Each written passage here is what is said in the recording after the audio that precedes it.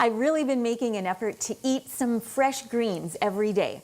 And I'm surprised at how easy it's been. Today I'm going to show you one way that I've discovered that is a wonderful way to get my greens, and it's actually sweet potato soup. I know, it seems really an unlikely place for fresh greens, but I'll show you how to make it, and it's so tasty. And if you're looking for more energy and vitality, this soup will deliver.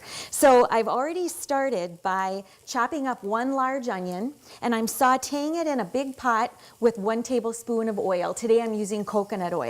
And I've been sauteing it for about, maybe 7 to 10 minutes. The onions are nice and tender, and now I'm going to add some minced garlic. And I've got, I think 4 or 5 cloves of garlic that I've minced up. And then I'll just saute this for a minute or two.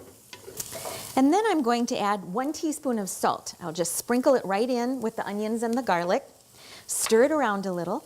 And then I've already chopped 2 good-sized sweet potatoes. Now there isn't like a specific amount that you need to have because it doesn't really matter. Just 2 sweet potatoes that are pretty good size.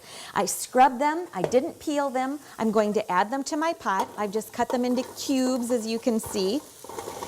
And when they're in the pot, I'll stir them up a little bit. And then I'm going to add 3 cups of water.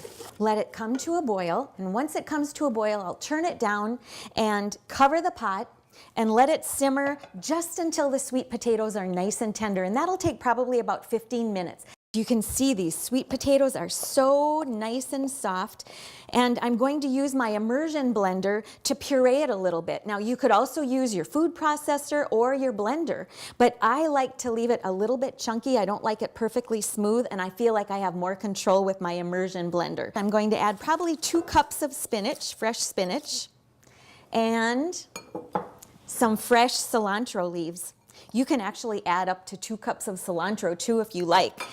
I'm just going to use probably half to 1 cup today, and then I'm going to mix it up just a little bit to soften up the cilantro and the spinach, and then I'll puree it a little bit more to chop up that spinach.